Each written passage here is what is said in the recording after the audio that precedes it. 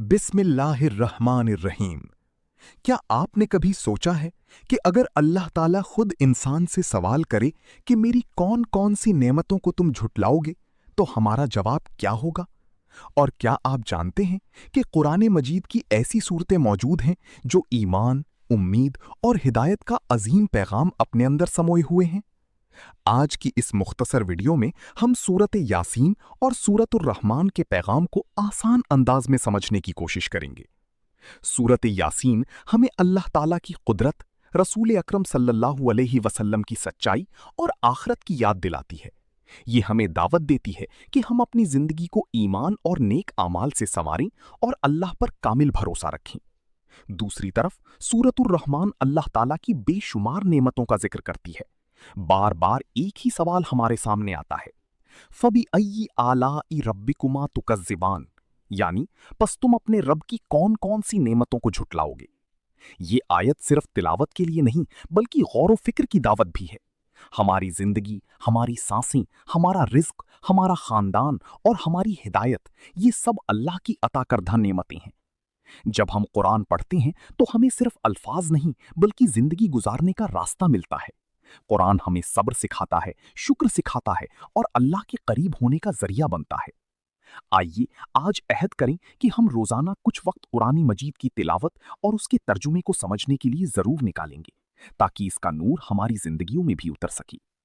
अल्लाह ताला हमें कुरान मजीद पढ़ने, समझने और उस पर अमल करने की तौफीक अता फरमाए और हमें अपनी रहमत और हिदायत से नवाजी।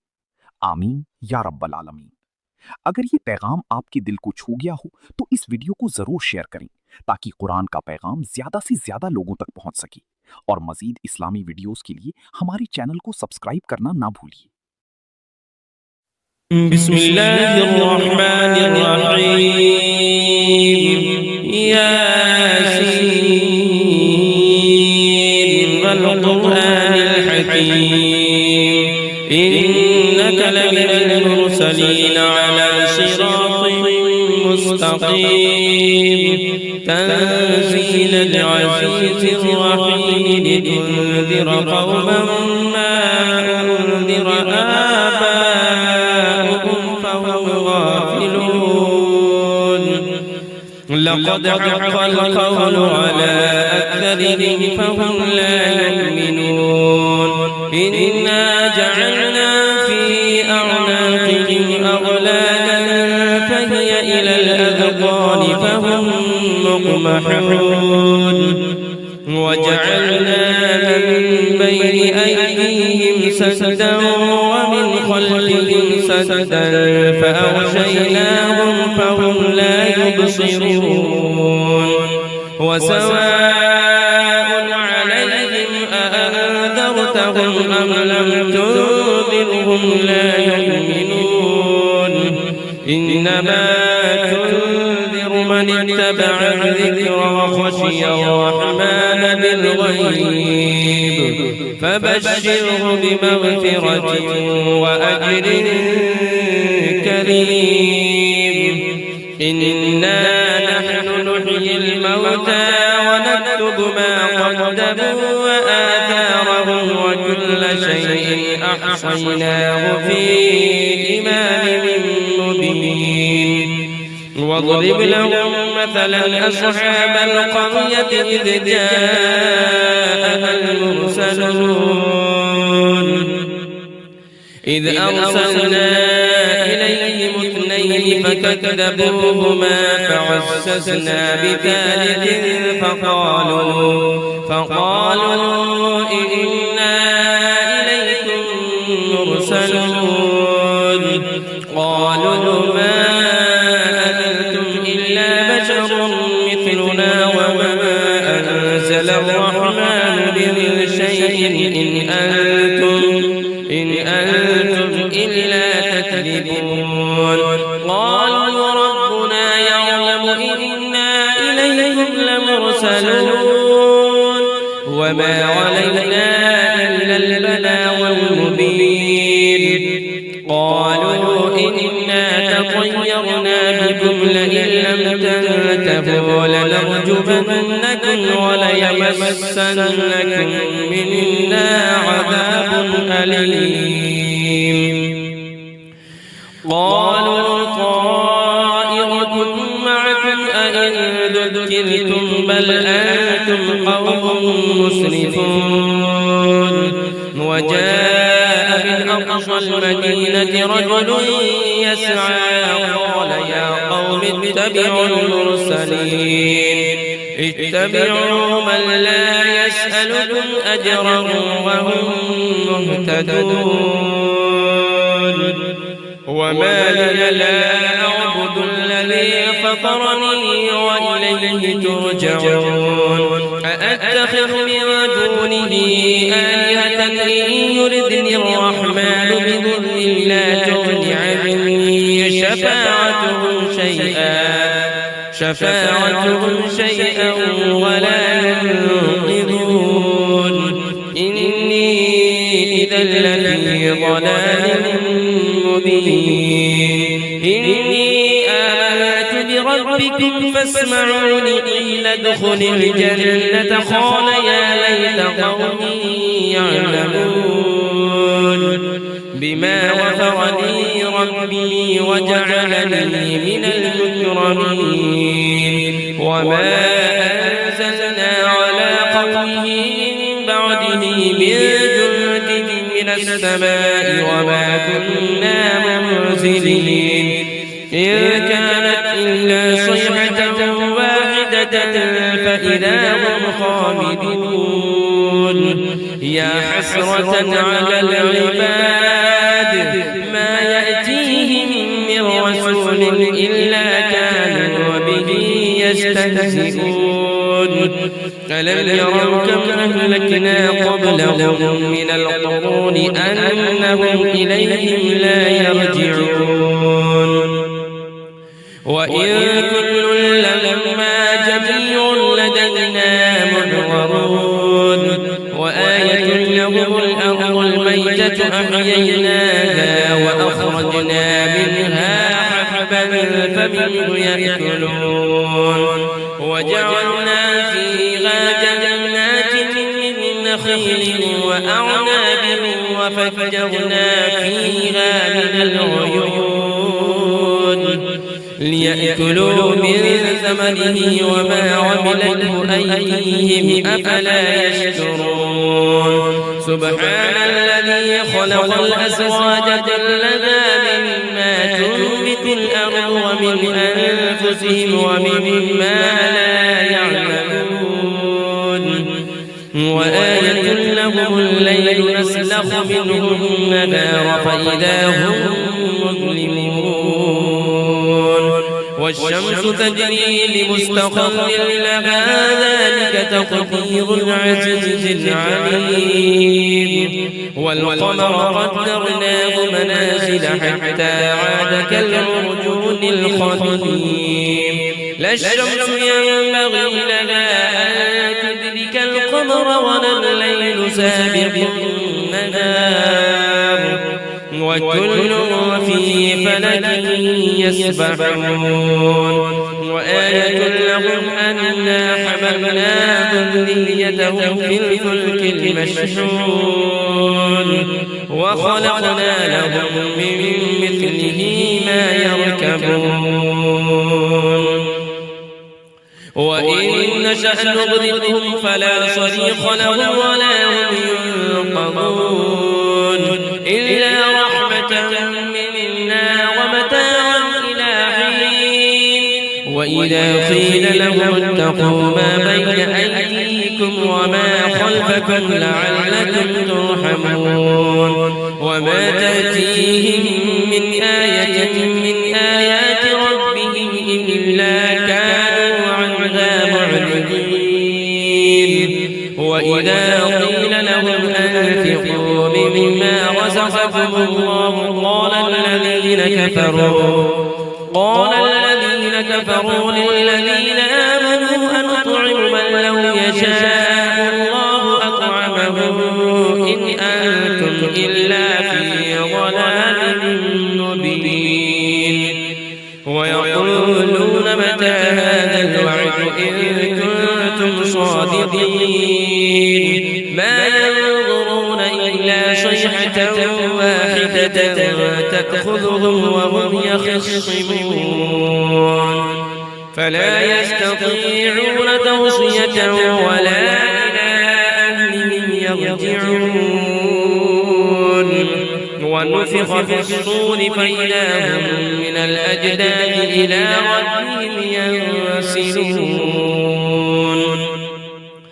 قالوا يا ويلنا من بعثنا من مرقدنا هذا ما وعد الرحمن وصدق المرسلون إن كانت إلا صيحة واحدة فإذا هم جميع لدينا محضرون فاليوم لا تظلم نفس شيئا ولا تجزون إلا ما كنتم تعملون إن أصحاب الجنة اليوم في شغل فاكهون هم وأزواجهم في ظلال على الأرائك متكئون لهم فيها فاكهة ولهم ما يدعون سلام قولا من رب رحيم وامتازوا اليوم أيها المجرمون ألم أعهد إليكم يا بني آدم ألا تعبدوا الشيطان إنه لكم عدو مبين وأن اعبدوني هذا صراط مستقيم ولقد أضل منكم جبلا كثيرا أفلم تكونوا تعقلون هذه جهنم التي كنتم توعدون اصلوها اليوم بما كنتم تكفرون فاليوم نختم على أفواههم وتكلمنا أيديهم وتشهد أرجلهم بما كانوا يكسبون ولو نشاء لطمسنا على أعينهم فاستبقوا الصراط فأنى يبصرون ولو نشاء لمسخناهم على مكانتهم فما استطاعوا مضيا ولا يرجعون ومن نعمره ننكسه في الخلق أفلا يعقلون وما علمناه الشعر وما ينبغي له إن هو إلا ذكر وقرآن مبين لينذر من كان حيا ويحق القول على الكافرين أفلم يروا أنا خلقنا لهم مما عملت أيدينا أنعاما فهم لنا مالكون وذللناها لهم فمنها ركوبهم ومنها يأكلون ولهم فيها منافع ومشارب فلا يشكرون واتخذوا من دون الله آلهة لعلهم ينصرون لا يستطيعون نصرهم وهم لهم جند محضرون فلا يحزنك قولهم إنا نعلم ما يسرون وما يعلنون أولم يرى الإنسان أنا خلقناه من نطفة فإذا هو خصيم مبين وضرب لنا مثلا ونسي خلقه قال من يحيي العظام وهي رميم قل يحييها الذي أنشأها أول مرة وهو بكل خلق عليم الذي جعل لكم من الشجر الأخضر نارا فإذا أنتم منه توقدون أوليس الذي خلق السماوات والأرض بقادر على أن يخلق مثلهم بلى وهو الخلاق العليم إنما أمره إذا أراد شيئا أن يقول له كن فيكون فسبحان الذي بيده ملكوت كل شيء وإليه ترجعون. بسم الله الرحمن الرحيم الرحمن علم القرآن خلق الإنسان علمه البيان الشمس والقمر بحسبان والنجم والشجر يسجدان والسماء رفعها ووضع الميزان ألا تطغوا في الميزان وأقيموا الوزن بالقسط ولا تخسروا الميزان والأرض وضعها للأنام فيها فاكهة والنخل ذات الأكمام والحب ذو العصف والريحان فبأي آلاء ربكما تكذبان خلق الإنسان من صلصال كالفخار وخلق الجان من مارج من النار فبأي آلاء ربكما تكذبان رب المشرقين ورب المغربين فبأي آلاء ربكما تكذبان مرج البحرين يلتقيان بينهما برزخ لا يبغيان فبأي آلاء ربكما تكذبان يخرج منهما اللؤلؤ والمرجان فبأي آلاء ربكما تكذبان وله الجوار المنشآت في البحر كالأعلام فبأي آلاء ربكما تكذبان كل من عليها فان ويبقى وجه ربك ذو الجلال والإكرام فبأي آلاء ربكما تكذبان يسأله من في السماوات والأرض كل يوم هو في شأن فبأي آلاء ربكما تكذبان سنفرغ لكم أيها الثقلان فبأي آلاء ربكما تكذبان يا معشر الجن والإنس إن استطعتم أن تنفذوا من أقطار السماوات والأرض فانفذوا لا تنفذون إلا بسلطان فبأي آلاء ربكما تكذبان يرسل عليكما شواظ من نار ونحاس فلا تنتصران فبأي آلاء ربكما تكذبان فإذا انشقت السماء فكانت وردة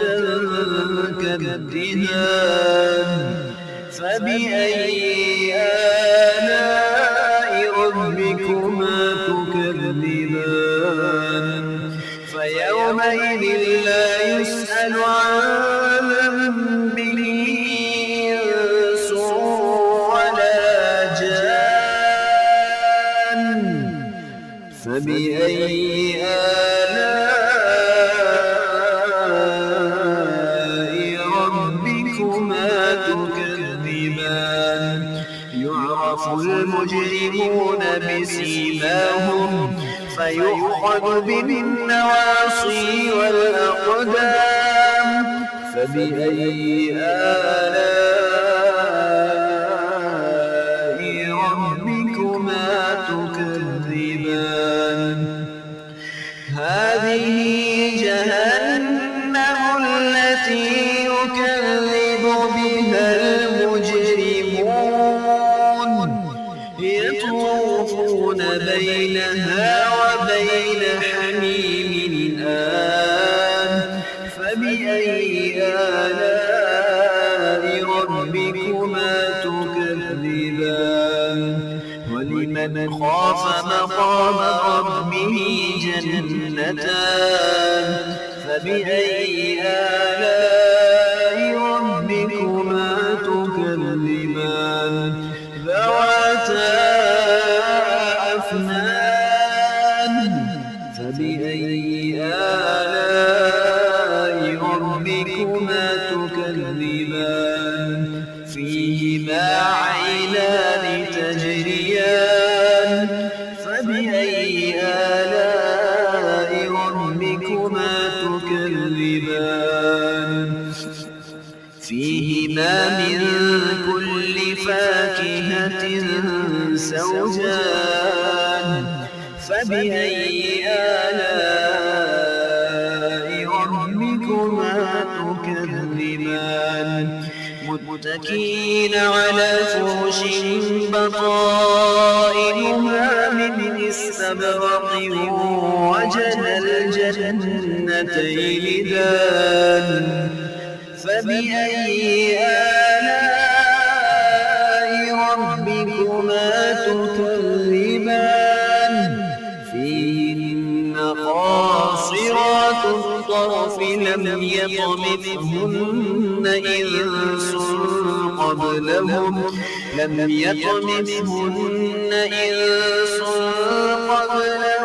ولا جان فبأي آلاء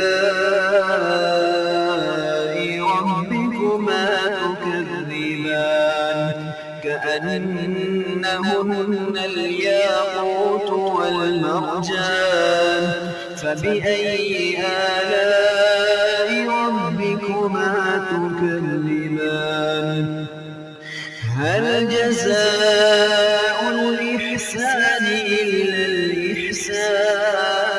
الإحسان فبأي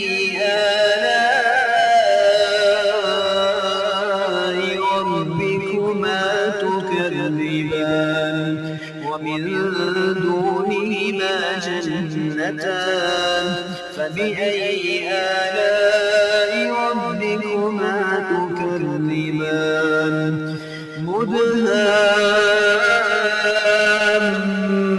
مدهامتان فبأي آلاء ربكما تكذبان فيهما عينان نضاختان فبأي آلاء ربكما تكذبان فيهما فاكهة ونخل ورمان فبأي آلاء ربكما تكذبان فيهن خيرات حسان فبأي آلاء ربكما تكذبان حور مقصورات في الخيام فبأي آلاء